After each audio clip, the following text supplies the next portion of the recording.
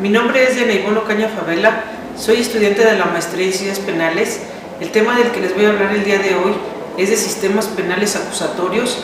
entre Estados Unidos de Norteamérica, Colombia y México. Comparativo de sistemas penales Estados Unidos de Norteamérica, Colombia y México. La reforma del 18 de junio del 2008 establece que en México básicamente el proceso penal tendrá por objeto el esclarecimiento de los hechos, proteger al inocente, procurar que el culpable no quede impune y que los daños causados por el delito se reparen, en tanto que el artículo 3, sección 2 de la Constitución de los Estados Unidos de Norteamérica determina que el Poder Judicial atenderá en todas las controversias, tanto de derecho como de equidad. Esta puntualización determina que en la Unión Norteamericana hay una clara separación entre los hechos y el derecho, derivado de la existencia del jurado, quienes atienden estrictamente a las cuestiones de hecho, y es al juez a quien compete velar por el derecho. Por otra parte, la Constitución Federal Mexicana determina expresamente la necesidad de garantizar a todo individuo el debido proceso, en tanto que en la Unión Americana, si bien constitucionalmente no está expresamente previsto, se observa una marcada tendencia a seguir las reglas del procedimiento. El objeto del juicio penal en México contiene elementos extrajurídicos. Esto necesariamente lleva al juzgador al análisis de cuestiones filosóficas, éticas o morales, lo que no ocurre en el sistema norteamericano, porque en este ni el juez ni el jurado pueden o deben atender para emitir su decisión a cuestiones ajenas al hecho mismo, porque se considera que la equidad no es derecho. Otra diferencia entre ambos sistemas jurídicos se vincula con el precedente. En el Estado norteamericano, este se constituye con el contenido de las decisiones que emiten las Cortes y que son aplicados en casos similares en el futuro, y en su aplicación es obligatoria para la circunscripción territorial del órgano jurisdiccional. Esta fuente de derecho guarda semejanza con la jurisprudencia que se emite en México por los tribunales, esencialmente los de los federales, y en su obligatoriedad también se determina por la jerarquía del tribunal emisor. Otra particularidad entre ambos sistemas es el jurado, el cual es inexistente en el sistema mexicano, por lo que todas las decisiones procesales y determinaciones en general competen al órgano jurisdiccional, lo que hace, desde mi punto de vista, que la labor de los jueces de México esté más expuesta a la opinión pública, incluyendo en el nuevo sistema a los jueces de control, quienes deberán determinar las acciones preparatorias al juicio, la del juez o jueces del juicio oral, y las del juez de que vigile y controle la ejecución de las sanciones. En tanto, todos tendrán que desahogar un sinnúmero de audiencias públicas, y en los Estados Unidos, por disposición expresa de la Constitución, todos los delitos deben de ser juzgados por medio de un jurado, con la excepción de los casos de juicio político y cuando el acusado renuncie a dicho derecho. Una diferencia esencial entre ambos sistemas es el uso de los medios alternativos de solución, entre ellos la mediación, la conciliación, el arbitraje, la transacción, etc. Estos tienen diferente aplicación y naturaleza, porque en tanto en muchos estados de la República Mexicana la utilización de la mediación y la conciliación está institucionalizada a nivel de los poderes judiciales estatales, procuradurías de justicia o de otras dependencias estatales, y por ello sus servicios son gratuitos para quienes soliciten su aplicación. En Estados Unidos, en general se tiene que recurrir a mediadores o árbitros independientes que las partes contratan y pagan de su peculio. La utilización de medios alternos en la Unión Americana me parece tiene un ámbito mucho más restringido de aplicación comparado con México, no solo porque en términos de la reforma se puede hacer uso de la mediación, la conciliación, el arbitraje, entre otros, sino que su fin último está encaminado a restaurar las relaciones dañadas con motivo del delito, y no solo enfrentar un posible juicio ante los tribunales. Al respecto, conviene precisar que la transacción o negociación que se usa en el sistema americano es de singular naturaleza. En tanto, se trata de evitar por cualquier medio que los casos pasen a las Cortes, a cambio de obtener un beneficio en la acusación, tema que por otra parte choca con la naturaleza del sistema mexicano, que ante todo se afirma busca la materialización del bien superior denominado justicia. De singular relevancia es el hecho de que en el caso americano la víctima casi no tiene ninguna importancia y participación dentro del proceso penal, porque la Fiscalía asume todas las cuestiones inherentes al mismo, sin estar obligado a consumarlo o a pedir su anuencia para decidir no ejercer acción alguna o para negociar con la defensa del acusado, lo que conlleva a esta no solo tenga la vía civil como medio para que se repare el daño causado con motivo de un delito. Otra situación es que ambas vías, esto es, tanto la civil como la penal, aunque tengan la misma causa generadora, deben tramitarse por separado, lo que puede ocasionar en teoría dos resultados, lo que a simple vista pudiera parecer contradictorio. Este punto es un tópico muy controvertido y se considera como una debilidad en el sistema norteamericano, porque incluso no se le puede preguntar a la víctima sobre su sentimiento o emociones, porque eso constituye, según su cultura jurídica, un prejuicio. En cambio, en México, haciendo eco al reclamo social, dedica un apartado específico para precisar los derechos y garantías de la víctima, con lo que se le otorga en el proceso penal la calidad de parte procesal, porque no solo le confiere nuevos derechos, sino que su redacción propicia una participación más activa mediante la introducción de novedosas figuras, entre ellas la acción penal privada, con lo que se rompe con el denominado monopolio del ejercicio de la acción penal. Una diferencia esencialmente palpable se aprecia en el sistema de valoración de las pruebas ofrecida por las partes, dado que en el caso americano este ejercicio de jurispreciación por parte del juez está limitado, en tanto a él no compete determinar si una persona es culpable o no, porque esa determinación, por regla general, la toma el jurado cuando emite el veredicto de que una persona es culpable o no, aunque el juez le dé instrucciones precisas sobre los elementos del delito en lo particular. Entre otras, y si bien se afirma que cuando el juez impone el castigo o la pena, tiene una facultad muy amplia y un abanico de posibilidades, porque puede decidir, por ejemplo, aplicar 2 años pero suspender la sentencia con base en ciertas condiciones, u otorga al culpable libertad bajo caución, pero determina la valoración de su comportamiento, quien además deberá estar supervisado durante todo el tiempo que dure la libertad condicional o prohibición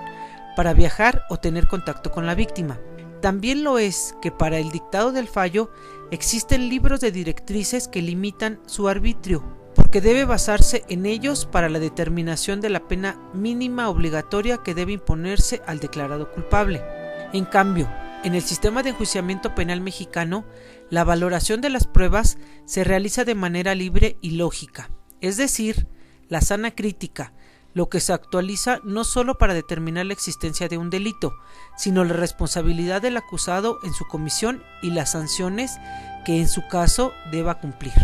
La manera recursiva es interesante, porque en tanto, en el caso mexicano, existe un sistema de recursos debidamente especificados y siempre se otorga a las partes el derecho a la jurisdicción por la vía que competa, en el americano se les niega este derecho, no solo a la víctima, sino al fiscal mismo, cuando tiene posibilidad de inconformarse con un veredicto de no culpable emitido a favor del acusado.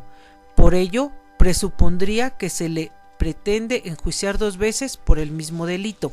La naturaleza de un delito, como grave o no, recibe tratamiento diferente en los sistemas que se mencionan, porque en tanto en Estados Unidos de Norteamérica se considera delito grave aquel por el que existe la posibilidad de imponerle a una persona 1 año de cárcel, en los Estados Unidos mexicanos existe un catálogo que determina estos, ahora a nivel constitucional, y aunque la regla que aplica al primer país parece excesiva, lo cierto es que en la realidad se observa que la prisión se impone en mayor proporción en México, no obstante que en ambos sistemas existe el principio de presunción de inocencia. El diseño de las salas o tribunales de audiencias, aun cuando presentan características diversas en el uso de materiales y espacio, su distribución es similar, aunque debe precisarse que por virtud del principio de inmediación en México, la tendencia apunta a la eliminación de la figura del secretario judicial, más aún cuando las actividades de administración que le son propias ahora se le han otorgado a un administrador de los juzgados.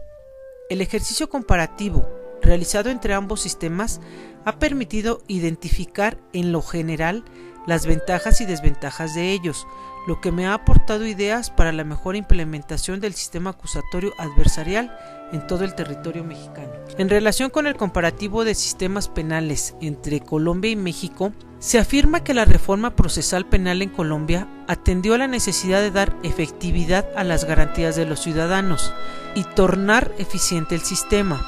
por lo que fue bajo estas dos premisas que se fue perfilando un nuevo sistema de enjuiciamiento penal. Al igual que ocurrió en México, con la reforma penal en Colombia se pretendía abatir la congestión de asuntos, la demora en el trámite y el hacinamiento en las cárceles, y además en México el órgano reformador adujo la necesidad de resolver el grave problema de la corrupción, la impunidad, la falta de coordinación entre las autoridades y, en especial, transformar el sistema de enjuiciamiento penal, por lo cual en ambos casos se apostó a una reforma gradual que permitiera un tránsito ordenado a un sistema de enjuiciamiento penal de corte acusatorio.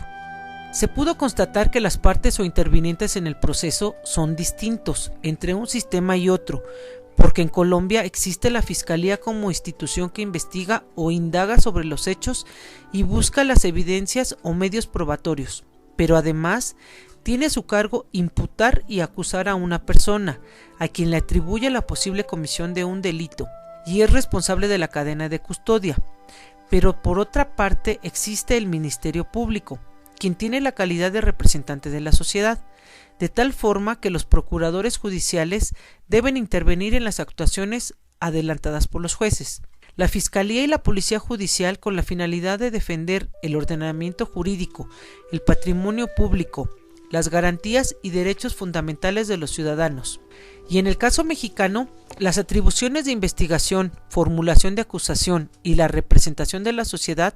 son asumidas unitariamente por el Ministerio Público. En el sistema mexicano, la función de investigación de los delitos corresponde al Ministerio Público y a las policías, de tal forma que en las normas procesales de cada estado y en la normatividad complementaria deben quedar determinadas las directrices bajo las cuales los integrantes de estas instituciones deben realizar la investigación de los hechos ilícitos y sobre sus autores. Pero de acuerdo a lo establecido en la reforma, se advierte que el Ministerio Público es la parte procesal a quien compete realizar la imputación, formular la acusación, solicitar las medidas cautelares que a su juicio sean procedentes, solicitar el desahogo de prueba anticipada, ejecutar la cadena de custodia, así como un sinnúmero de diligencias preliminares, ya sea de control o sin él, tal y como se observó en el sistema que se compara, y por lo que respecta a las policías, es un tema que preocupa, en tanto se advierte que no han recibido anticipadamente la capacitación que les permita hacer un cambio en su metodología de actuación. No obstante lo anterior, se pudo confrontar que el saldo que arroja el sistema de enjuiciamiento penal acusatorio a 5 años de la reforma en Colombia presenta graves dificultades, entre ellos el hecho de que el excesivo garantismo ha propiciado que la percepción de la ciudadanía y de algunos operadores del sistema sea de inconformidad ante muchas de las determinaciones que han sido emitidas por los juzgadores, quienes en un riguroso garantismo, sobre todo en la audiencia de control de la captura de los probables responsables, optan por ordenar su libertad, aún en contra del interés de la sociedad, ante la poca o nula actividad procesal de la Fiscalía. Otro aspecto que causa problemas es el referente a los términos procesales previstos por la ley, dado que su corta duración dificulta la posibilidad de llegar a la etapa de juicio, debido principalmente a los múltiples actos dilatorios planteados por los defensores, con la finalidad de lograr la preclusión del caso, lo que se agrava en tanto los jueces no pueden actuar los días sábados o domingos, ya que si pretenden hacerlo, deben tramitar un permiso especial, trámite que resulta ser engorroso. Un tercer punto se refiere a las penas, ya que si bien estas son aparentemente altas, con los preacuerdos se ven notoriamente disminuidas, pero además no se logra su cumplimiento. Otro rubro que ha representado dificultad es el referente a las intercepciones telefónicas, sobre todo cuando existe la necesidad de aplicarlas cuando el defensor del imputado realiza actividades no estrictamente de defensa, sino de complicidad. Existe un clamor de queja generalizado, sobre todo por los académicos, porque porque si bien se determinó que se trata de un sistema de corte acusatorio y que por ello debe privar la oralidad, en realidad en la audiencia el juez no escucha e incluso se ha vuelto práctica recurrente que cuestione a los oficiales de policía sobre las circunstancias de la captura del probable responsable, con lo que se desatiende a la argumentación planteada por la Fiscalía. Otra circunstancia de suma gravedad es la falta de preparación de todos los actores del sistema, porque solo se contó con 3 meses para su implementación a partir de que entró en vigor la Ley 900/2004, lo que repercutió en el hecho de que la reforma no permeó lo suficiente en el ánimo de aquellos quienes iban a operar el nuevo sistema, y por ende no hay cambio de mentalidad, ni en los juzgadores que fueron incorporados del sistema inquisitivo al acusatorio, ni de los fiscales, quienes incluso ni siquiera han sido capacitados en qué deben pedir, cómo lo deben pedir y para qué lo deben pedir, ya que no en pocos casos su preparación se hizo consistir en que conocieran el nuevo ordenamiento procesal. Otro aspecto que parece no haber sido cuidado es el referente a la implementación de un adecuado sistema de control de gestión, que a su vez les permita a todas las autoridades acceder sin problema a la información que se genera en todo el país. La experiencia vivida y la observación de los errores citados del sistema colombiano deben servir para tomar cuenta de ellos y evitar que se cometan o se corrijan, de ser el caso, en los sistemas de enjuiciamiento penales locales y en el federal que están en proceso de implementación en México.